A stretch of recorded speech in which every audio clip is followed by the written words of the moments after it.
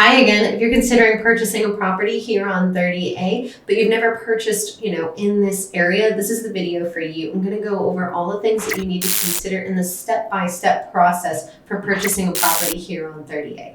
Now, if you've never purchased in Florida, this is also a good video for you. A lot of it's going to be the same. So the first thing that you want to do is actually consider the location. Where do you want to live? Do you want to live in Florida? Do you want to purchase in Florida? Regardless of, what you're wanting to do with a property, we need to know the location. Once you narrow down the location, then you can start trying to find a realtor. All of my contact information is on the screen. I'm AJ BEDDOUK, your local 30A real estate agent with the Emerald Group, and I'm happy to help you. Once you've found your realtor, then you want to get your pre-approval if you're going to be using financing, or get your proof of funds letter if you're going to be paying cash. The reason that we ask that you do this right off the bat is not to be like, I don't know if you can afford this. It's not a judgy thing. This is actually to protect you as the buyer, because no seller is going, not in our area, it might be different in other markets. In our market here on 30A, you cannot get an offer accepted without one of those two options. In most scenarios, you can't even get into a house without that pre-approval or proof of funds, especially in the 30A price point. People don't want people just walking through their property without any, I hate to say without any right to be there, but consider that you were the seller.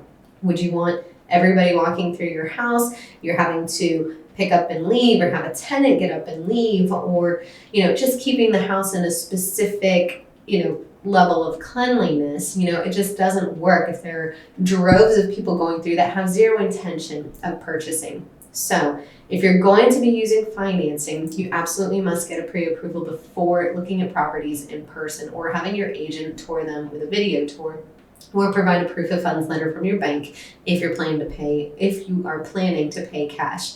The other reason that this helps to protect you is because sometimes that big purchase price number looks a lot different when it comes down to the monthly payment, because keep in mind, you're going to have taxes and insurance, potentially HOAs, and all of that is going to add up. Now, you're thinking, well, I have an estimate. You might not, especially if you've never purchased here on 38. Our HOAs have a tendency to be pretty high. Our insurance and taxes also are a little bit elevated as well, especially if you are requiring flood insurance.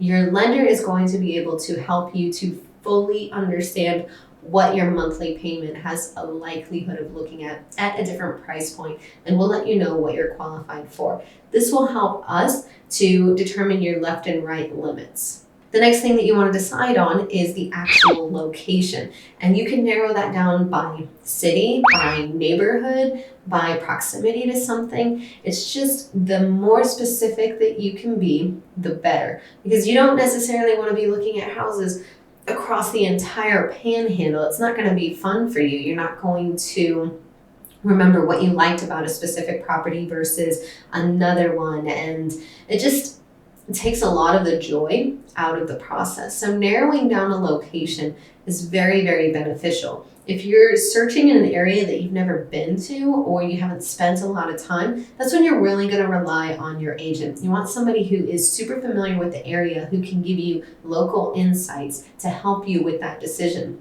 I always recommend to my clients and my friends who are purchasing other areas, if you're not super familiar with an area and you are sure that you want to purchase in that area, take a trip. Just go on a vacation. Ask your agent to provide you with some itinerary so you know where to drive around, so you can see specific neighborhoods, and let that help to guide your location preference. While you're deciding on a location, it's important to know, what kind of property do you want? Are you going to be doing a short-term rental type thing whenever you're not using the property? Is it a vacation home? You don't want anyone else to touch it because you don't want someone else sleeping in your bed. Are you looking for a house, because that's what you and your family are going to be comfortable in, whether you're coming for long-term or short-term.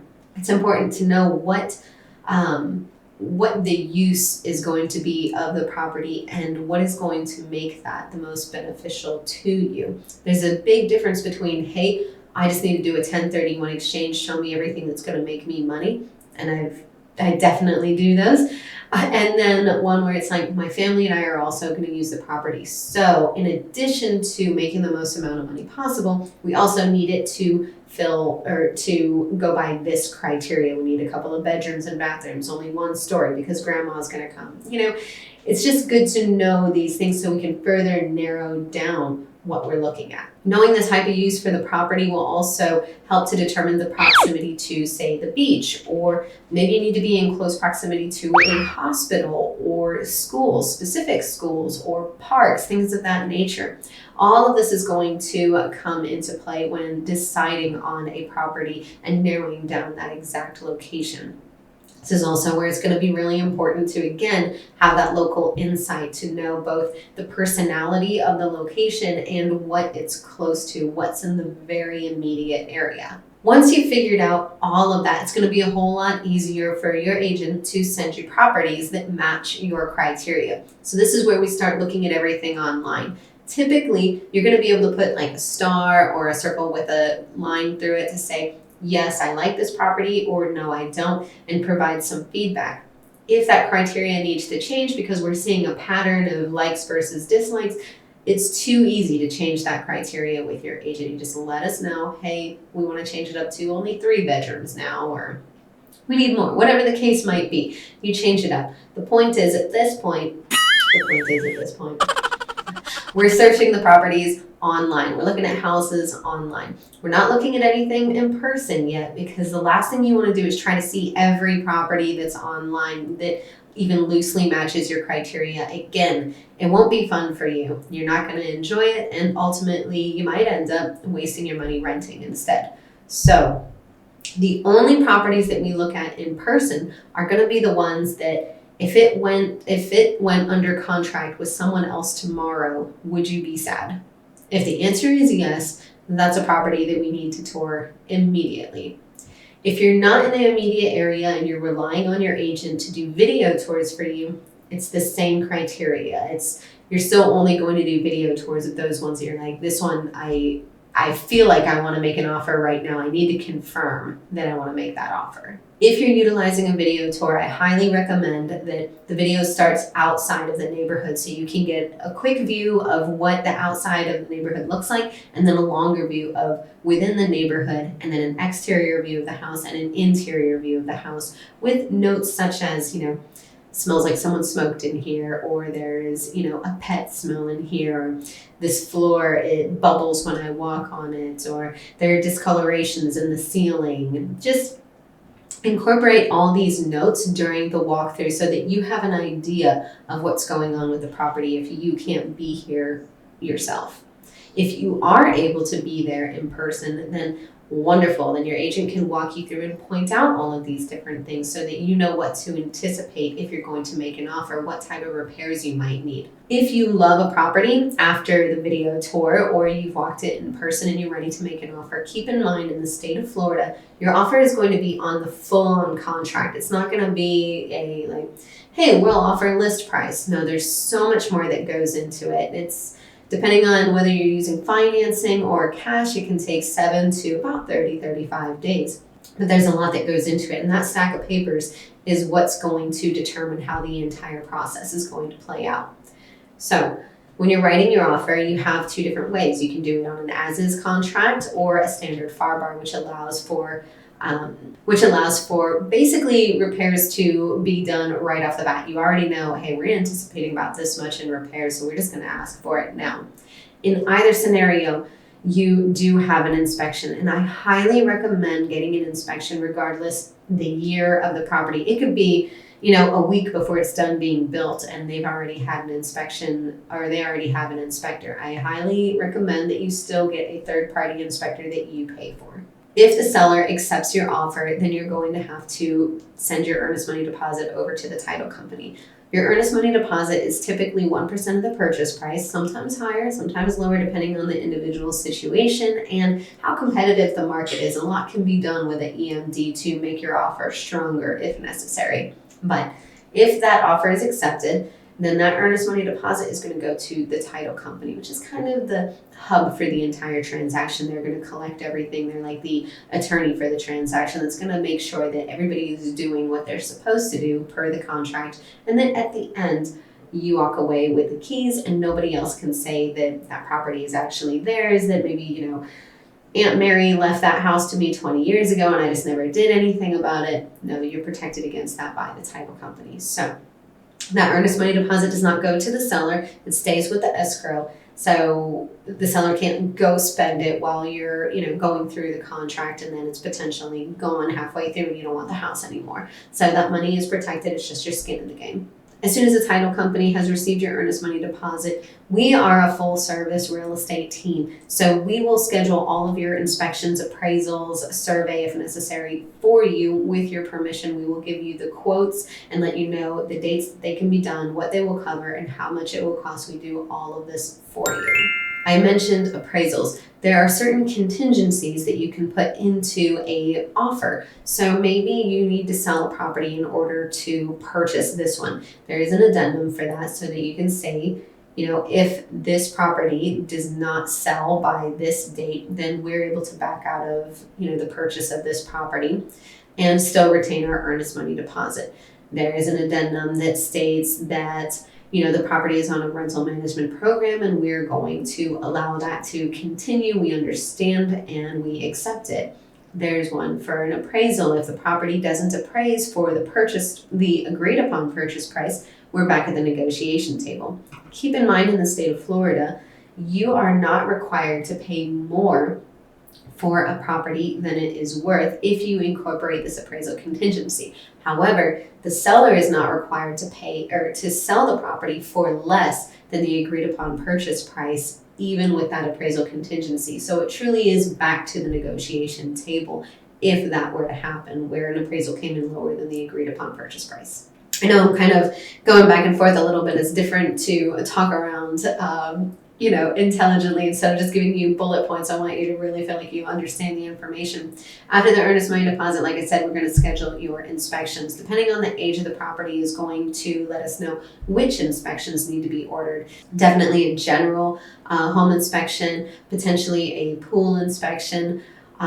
There could be a wind mitt that needs to be done, or a 4-point, or so many things, a WDO, and we'll go over all of these options with you and let you know which ones you actually need and which ones you don't need to spend the money on at the time of the inspection. Now, depending on the type of contract that we use to write the offer on, if that inspection report or any of them come back and it's a problem, if you use an as-is contract, we are not supposed to ask for repairs. We've already stated we are not going to ask for repairs, but you have the right to walk away from the contract at that point and retain your earnest money deposit. Now, if the seller is feeling like they're willing to fix something in order to stay under contract, most of the time, because they're going to have to fix it anyways if you do back out, there can be some wiggle room there. But you should expect that if you're on an as-is contract, you're not going to get any repairs.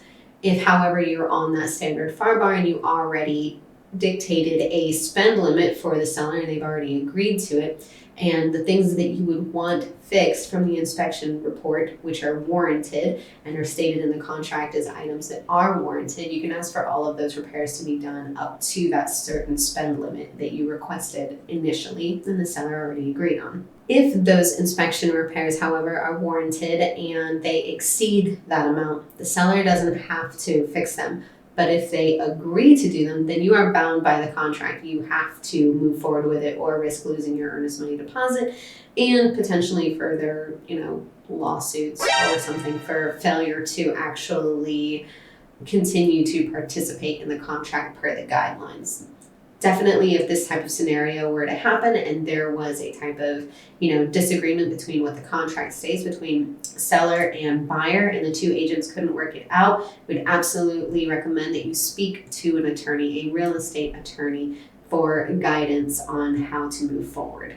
Typically, we won't order the appraisal until after the inspection has been done, just to save you a little bit of funds, because why would you want to spend money on an appraisal if something in the inspection report scared you off and you don't want to proceed with the contract at all? So expecting that everything went well with the inspection report, or if it didn't, but then negotiations with the seller did and they're going to fix it. We move on to the appraisal. Once that's done, then we could potentially be at the negotiation table if it comes in low. If it comes in at purchase price or higher, we're just good to move forward. Keep in mind, the inspections and the appraisal are third-party vendors, so these are going to be things that you pay for outside of closing costs. They're completely separate. So regardless whether you stay under contract or not, these are things that get paid outside of closing costs. You pay the vendors directly at the time of service. Once all of those contingencies have been met, then we're ready to close. But there's one last thing that we have to do, and that's a final walkthrough of the property. I like to do these literally just, maybe an hour, not even, before the actual closing, because all we're doing is checking the property to make sure there's nothing present that shouldn't be, like a squatter, and nothing absent that is supposed to be present, like a refrigerator, a microwave, anything that was supposed to be there. Those are the only items that we're checking for. This isn't, another inspection or anything like that. We're just strictly making sure everything is still in the same condition that it was whenever, we went under contract. Once that's done, then we'll go to the title company and sign all the documents, and you'll walk away with the keys.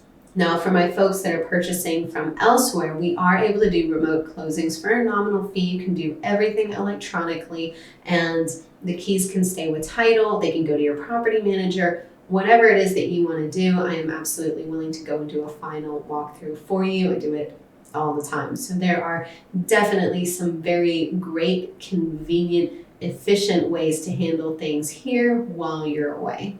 I know that there are some people that are like, no, I'm very hands-on. I need to see the property in person before even writing an offer. I need to be the one to do a final walkthrough, and that is great. But for the folks who are not that way, and who are like, as long as I trust my person to go and do this for me and they can handle it, that's great.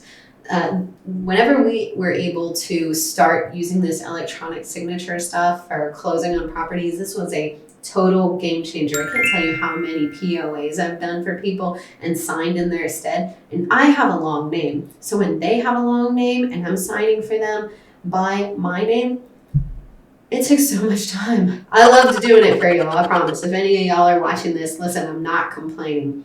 But I will gladly pay that fee for y'all to do it electronically rather than go through the hassle of me being your POA again. I think it works better for everybody involved. And you're also able to ask questions. In the event that you're doing an electronic signature, you can absolutely have me on the phone with you during that time to answer any questions about what you're signing. A lot of times you've already seen these documents, but whenever you're actually signing, sometimes it just hits a little bit different. That anxiety creates a cloud between your brain and what you're reading, and you just need a little bit of reassurance. And that is exactly what your agent is supposed to provide you with, is that reassurance and confidence in what you're doing, and knowing that you are making, everything is happening the way it's supposed to. As I said, we are completely full service. So in the event that you use me as your agent and we go under contract, I do have a transaction coordinator, Emily, who will schedule absolutely everything for you. I would be the one to do everything in person, but she would be the one to kind of handle the documents. You don't have to worry about really anything. So if you guys have any questions about any of this, all of my contact information is on the screen. I hope that you found some value and have a better understanding of the purchasing process here on 30A. If you have some additional questions, feel free to comment down below. I would love other people to see them as well, and I can answer them on the page so that everybody gets the answer at the same time. There are no such things as dumb questions. This is what I do for a living. So I expect to see, some redundancies, or maybe even something I hadn't thought of that might be beneficial to you. So again, I hope to help you guys in the future, whether you have questions or are considering real estate, and I will see y'all at the next one. Bye.